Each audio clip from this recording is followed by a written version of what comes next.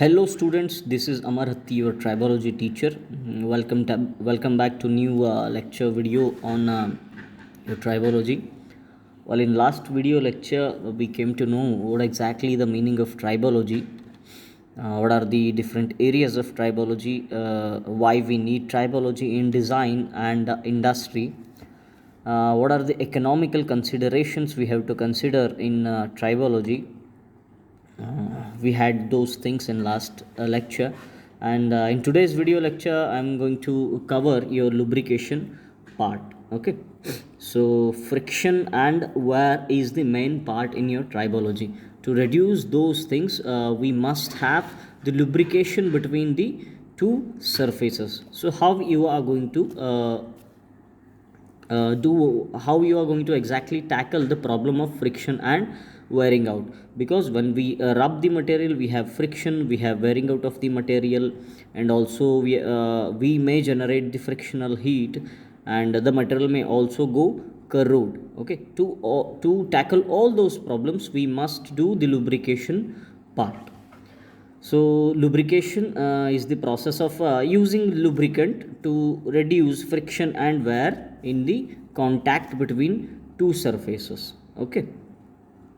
So, this lubrication process reduces friction and wear between two contacting surfaces wherever we are having the moving surfaces, the surfaces moving relative to each other. So, what we exactly do?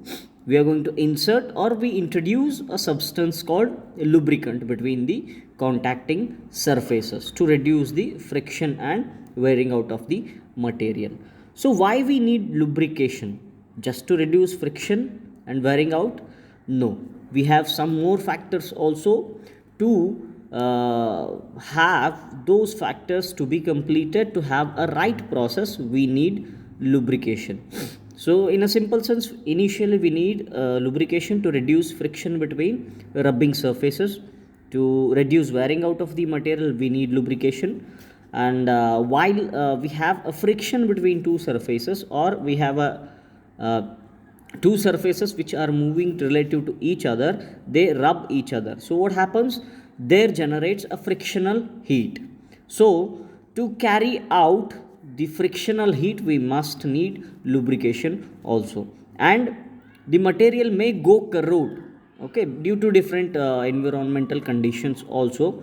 To protect the material against corrosion we must need lubrication. And also you may have seen in the processes there releases some chips of the material, there are some worn out materials of the particle. Okay, we have those things. To carry out those chips or those worn out material particles we must need lubrication part. And also while we have a process of any machinery equipments, there may be a possibility of entry of foreign particles in the process, like there may be the introduction of dirt, there may be introduction of the dust at the contact zone. So to prevent the entry of those foreign particles, we must use the lubrication part. Okay, so next part is your the basic modes of lubrication. I already said you there are four different types of lubrication process. Well, you must know what exactly how exactly the lubrication has done. So in this lubrication, two contacting surfaces which have motion relative to each other are separated by a high pressure film of lubricant. Okay, high pressure film of lubricant. If you seen in a simple example, a shaft and a bearing. Okay, to prevent the rubbing between the shaft and the bearing we must need a thick film of lubricant between these two. Well, and that is actually stored the high pressure film of lubricant. So based on the method of creating the high pressure film of lubricant between the contacting surfaces, lubrication can be classified into four different types.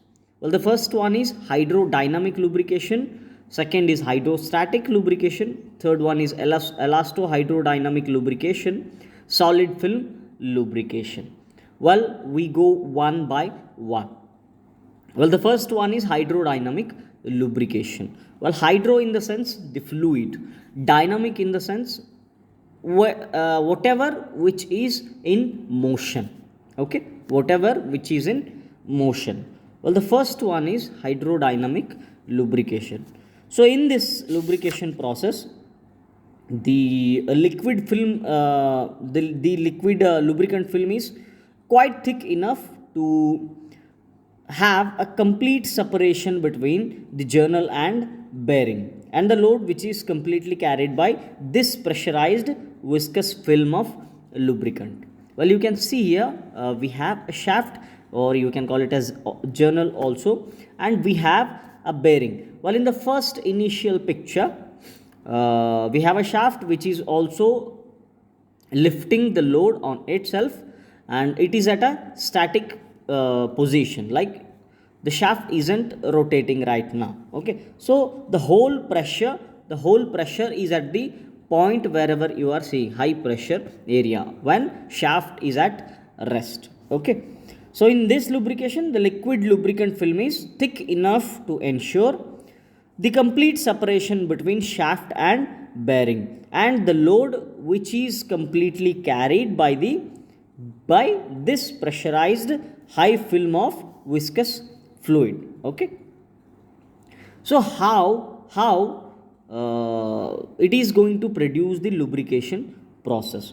Well, once we start rotating the shaft, this moving surface is going to pull the lubricant into a wedge shaped zone. Okay, wedge shaped zone, you can see it in a second picture at the right side top corner. Once we have the starting of the rotation of the shaft, it is going to pull out the lubricant into a wedge shaped zone, which is having the velocity which is sufficiently high to create the high pressure film, to create a high pressure film.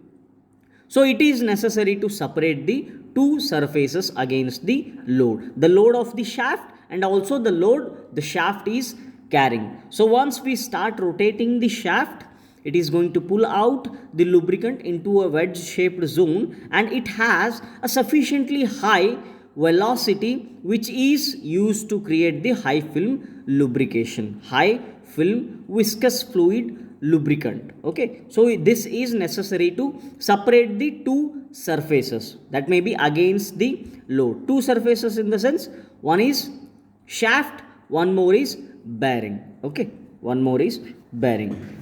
So you have to know hydrodynamic lubrication is also called as fluid film lubrication, thick film lubrication. So here lubrication isn't created outside with outside force. Okay, once the shaft started rotating, it is the fluid film is going to have a high velocity which is sufficiently enough to create the pressure in the fluid. After reaching some speed, the shaft will come to its center position, and shaft is completely airborne, and we have a thick film lubricant gap between the shaft and the bearing. Well, I said this is hydrodynamic lubrication. The lubrication process is itself generated while the shaft is in motion. Anything is in motion is called as dynamic. Okay, and hydro is in the sense fluid. So the high pressure fluid is created due to the high speed motion of the shaft. So that is why we call it as hydrodynamic lubrication process. So it is also called fluid film lubrication, or thick film lubrication, or flooded lubrication. Okay, so a thick film of lubricant is interposed between the surfaces of the bodies in relative motion. As I said, the two surfaces in the sense shaft and the bearing, and here there has to be pressure build up in the film due to relative motion of the surface. Yes, due to relative motion, the pressure build up will be occur in the film of the lubricants. So you must know what are the characteristics of the hydrodynamic lubrication.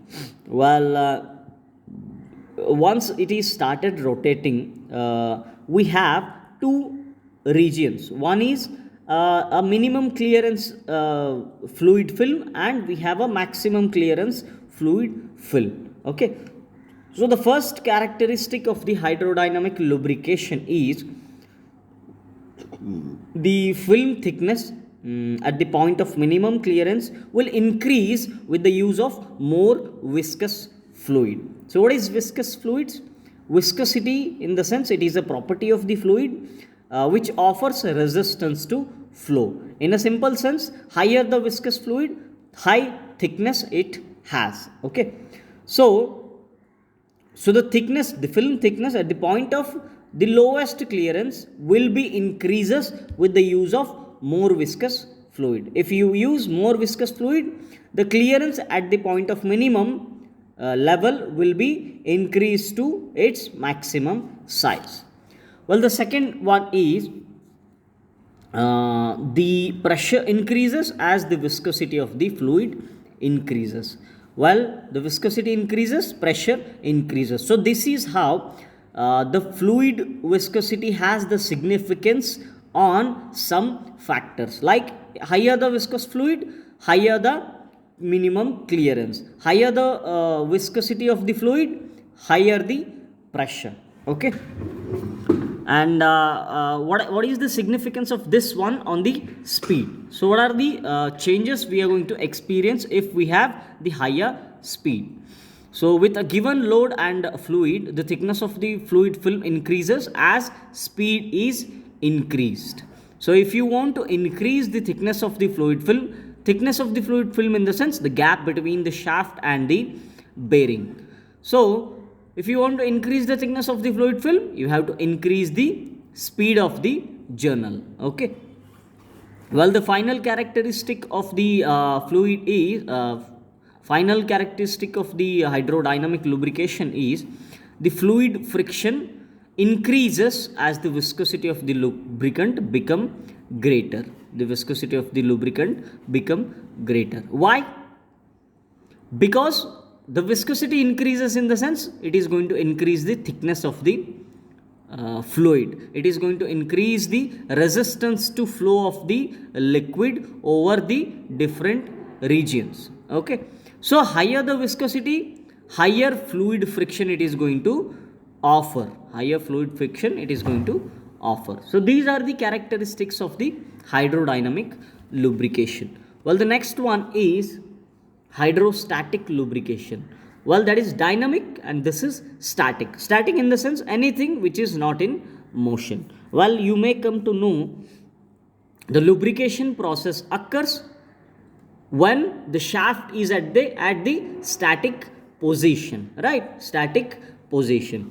So in hydrostatic lubrication, a form, it is actually a form of hydrodynamic lubrication itself, in which the metal surfaces, the shaft and bearing surfaces are separated by a complete film of oil, the complete film of lubricant. But instead of being self-generated as in hydrodynamic lubrication, here the separating pressure is supplied by an external oil pump. Well, you can see here we have a pump which is connected to bearing, and we have an oil supply, and shaft isn't moving here.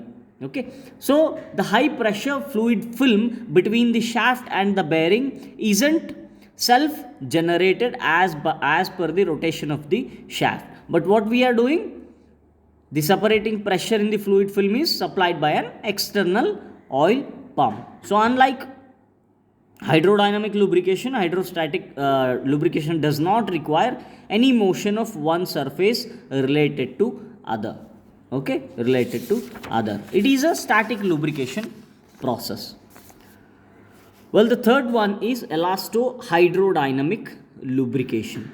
Well, hydrodynamic and hydrostatic are quite simple one. Okay, like wherever we are having two rubbing surfaces, mainly like bearings, we use those lubrication processes. But what if what if we have two rolling contacts, like both the surfaces are rolling, and we may have a elastic contact between the rubbing surfaces, so then we have to go for elasto hydrodynamic lubrication. So this lubrication process occurs when a lubricant is introduced between the surfaces which are in rolling contacts in the sense that may be the gears, that may be rolling elements, that may be any races of the rolling contact bearing. When both the surfaces are rolling and we may have a deformation zone between the contacting surfaces, then we can't go for hydrodynamic or hydrostatic lubrication. We must go for elasto hydrodynamic lubrication. So here the lubricant is introduced in deformation zone between the contacting surfaces. Like hydrostatic lubrication, in hydrodynamic lubrication, also the separating pressure is supplied by an external oil pump. Here also the pressure required to separate two surfaces is supplied by an external oil pump. Simple as that. Well, the fourth one is solid film or dry film lubrication. So, what comes to your mind? Let's say what comes to your mind, what you do, or in a simple sense, what you do, you are having two contacting surfaces, and this process is working in an environmental conditions which is very unstable. Like we have an extreme temperature, we may have extreme high pressure, then we can't go for hydrodynamic, hydrostatic or elasto hydrodynamic lubrication processes, because we are introducing the liquid lubricants here. Because with the changing temperature and changing pressure, the material what we are used, uh, the contacting surface material may also change its properties. With the changing temperature and pressure, the liquid lubricants what we are using may also change its properties in the sense it is going to change its viscosity, it is going to change its specific gravity, pour point, flash point, fire point, or specific heat, it is going to change. And after the process, or in the middle of the process, the liquid is going to behave something different. Okay, so at that, in that cases we can't go for liquid lubricant, we must go for solid film or dry film lubrication. So I said solid film lubrication is a type of lubrication which is used where environmental conditions are not stable, like extreme temperature we may have, high pressure we may have, which may change the properties of the lubricant. Okay, so when the bearings are operated at extremely high temperature, the lubricating oils are not stable, as they may lose their properties. As higher the temperature, it is going to lower its viscosity, so it is also called dry lubrication. So what are those lubricants we use? Well, in these situations you can use the lubricants like graphite, you can use molybdenum sulfide, you can use. Okay, so this is about four different types of lubrication processes. Well, the first one is hydrodynamic, second is hydrostatic, third one is elasto hydrodynamic, and fourth one is solid film lubrication. So this is about friction, wear and lubrication. So next part is your lubricants. What are the different lubricants? What are the different functions of the lubricants? In a simple sense, if I define lubricant, it is a substance we introduce to reduce the friction between the surfaces which are having relative motion between each other. Okay, so these lubricants we use may also have the organic lubricants, which ultimately reduces the heat generated when the surface may move. Okay, so it may also have the functions of transmitting forces, transporting foreign particles, reducing the heat of the reducing the heating of the material, and increasing the surface cooling. Okay, so any fluid having some amount of viscosity can be used as a lubricant. Any fluid if it is possessing some level of some amount of viscosity, we can use it as a lubricant. So what are the functions of a lubricant? Because lubricant will not have only functions like reducing friction and wearing out of the material. Well, the primary function of the lubricant is to prevent friction itself by creating a boundary layer between two surfaces. Then reducing friction will leads to reduced wearing out of the material. Then it is going to dissipate the heat from the surfaces. It is going to cool down the surfaces when two surfaces are rubbing each other. As I said, while in the process we may have the introduction of the foreign particles, dust particles, right? So to transport those contaminants to filters, we use lubricants, okay? And in between the process we may have the problems like corrosion, oxidations, power transmission. To protect all those things from the material, to protect the material from all those things, we must use the lubricants, okay? So this is about lubricants. Well, the next one is you must know what are the physical and chemical properties of the lubricants. Once you come to know the different properties of the lubricant, it will easy for you to choose different lubricants, better lubricants for your different operations, okay, different procedures. Well, I said any fluid which possesses some amount of viscosity can be regarded as lubricant, okay. So the first property of the lubricant is viscosity. So it is a property of the lubricant which offers resistance to flow of the one layer of fluid to another layer. So it is a measurement of fluid's thickness, okay. So higher a lubricant's viscosity, thicker it will be, and it will require more energy to move an object through the oil, okay. So that is viscosity. Well, the second property of the lubricants are viscosity index. So what is viscosity index, or we can call it as VI also? So it is going to describe how oil's viscosity changes as its temperature changes. If we have an environmental cases where we have high temperature, so it is going to change the viscosity of the lubricant. So it is an index which is going to describe how oil's viscosity will change as per changing the temperature. As temperature increases, viscosity decreases. Yes, we know that one, right? Because as temperature increases, we have a thinner lubricant. So that is viscosity index. Well, the next property of the lubricant is your specific gravity. We can call it as the relative density also. So let me tell you, it is actually a dimensionless quantity, dimensionless property. Well, how can I define it? Specific gravity is a dimensionless unit which is defined for liquids as the ratio of density of the lubricant to the density of the water at a specific temperature and pressure. What we are doing exactly here is we are comparing the density of the lubricant to the density of the water, okay. So the specific gravity of any mineral oil also varies from 0.86 to 0.98, while the specific gravity of water is 1 at 15.6 degree Celsius.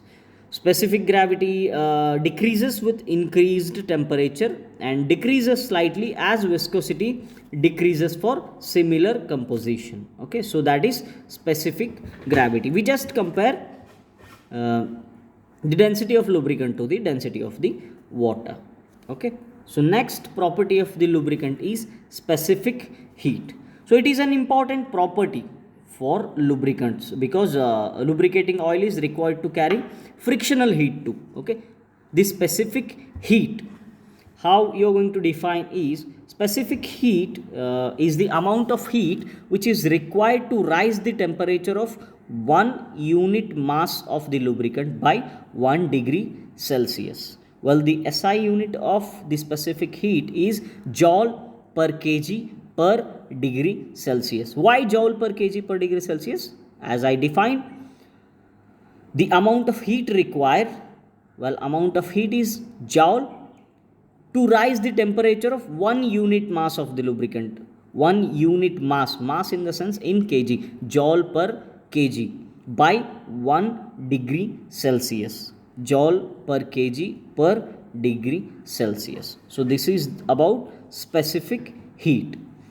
Well, next comes your flash point, fire point and auto ignition points. Well, I think you know what is flash point, fire point. Okay, let me tell you, when lubricating oil is heated to a quite high enough temperature, what it is going to do, it will begin to boil and it is going to have the vaporized form of liquid, okay, or vapor. It is going to release, or it is going to boil off as a vapor.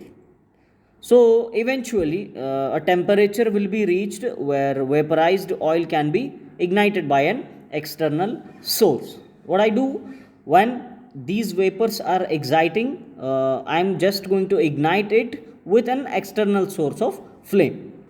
So this temperature is called as flash point. If I am getting a flame, then it is called as flash point. When even the source of ignition is removed, the flame is removed, the vapor will start to burn continuously. Well, that point is called as fire point.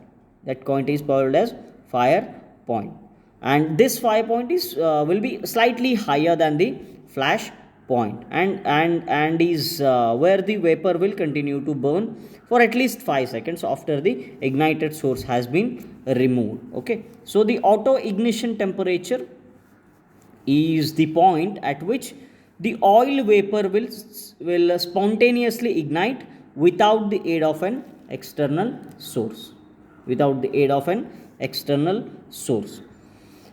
Okay, so that is about your flash point, fire point and auto ignition points. Next comes is your pour point. Well, the pour point of a lubricant is the lowest temperature at which the oil will flow from its container. Let's say I have a process of machineries which are working at very low temperature. Okay, so at low temperature the viscosity of the oil will be very high, because lower the temperature, higher the viscosity. So it will be very high, causing the oil to resist flow. It will not flow, it is going to offer high resistance. So this is the temperature in equipments that operates in a cold environment, or it is going to handle the cold fluids. So it is the lowest temperature. Pour point is the lowest temperature at which the oil will cease to flow. Let's say I have a specific fluid and the pour point of that one is 10 degrees. At 10 degrees it will start to flow. If it is goes less than that, it will not flow. So what if, so that fluid or that lubricant is not suitable to use at the temperature lesser than 10 degrees. Okay, so that is one of the disadvantage of that lubricant. So this pour point specifies the temperature at which the lubricant will cease to flow even when cooled. Okay, lubricating oil should have low pour point as possible, because we can use it at the lower temperatures also. So that is about pour point. Well, the next one is foaming. What is foaming? Foaming in oil is mainly due to the accumulation of small air bubbles at the surface of the lubricants. If we have the small air bubbles at the surface of the lubricant, then we have a foaming of the lubricants. Okay, it is caused by excessive contamination or cavitations. due to excessive contamination and cavitations it is going to caused. So it is an undesirable phenomenon in many engines, hydraulics, turbines, or any cooling systems. So that is one of the properties. Well, the next one is the oxidation stability.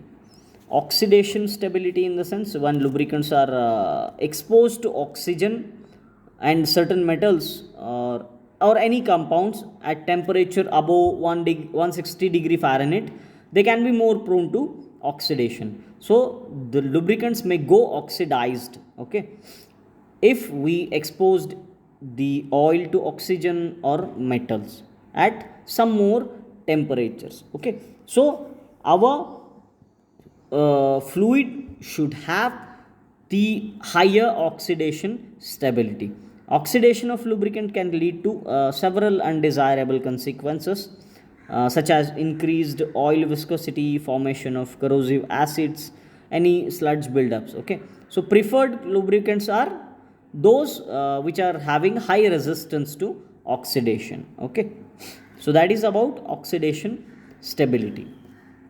Well, the next property of the liquid is acidity of the lubricants. Acidity of the lubricants in the sense when we have just now I said when lubricants are exposed to oxygen and metals, it is going to oxidized. Okay, so the oil oxidation causes acidic byproducts to form. Okay, acidic byproducts to form in the oil. So high acid levels can indicate excessive oil oxidation or depletion of the oil additives and can lead to corrosion of the internal compounds. For that one, we need to reduce the oxidation of the fluids by acidity, by making it acidic. Okay, acidity of the lubricating oil is expressed in term of neutralization number. So what is this neutralization number? So if it is oxidized, we need to add the potassium hydroxide into the fluids. So it is going to reduce the oxidation of the fluids. Okay, so this neutralization number is defined as the mass of potassium hydroxide KOH in milligrams required to neutralize 1 gram of the lubricating oil. 1 gram of the lubricating oil. So that is about acidity. Okay, well, in the same sense, demulsibility is also there. So what are the desirable properties of the liquid? Let me tell you in a simple sense. It should have an optimum viscosity and it should have high viscosity index. Higher the viscosity index, it is not going to change its property with changing temperature. The fluid should have good oiliness properties and also it should have high specific heat. Higher the specific heat, better the fluids. Then it should have high fire point, high flash point and low pour point. And it should have high oxidation stability. In the sense, it should be resistance to oxidation. And also it should not be acidic and it should have good demulsibility number. Okay, so today we covered the basic modes of lubrication, 4 types: hydrodynamic, hydrostatic, elasto-hydrodynamic, solid lubrication, and also what are lubricants and what are the functions of the lubricant and what are the physical and chemical properties of the lubricants. So in next video lecture I am going to cover the classification of lubricants, different classification of lubricants. Okay, till then, thank you very much.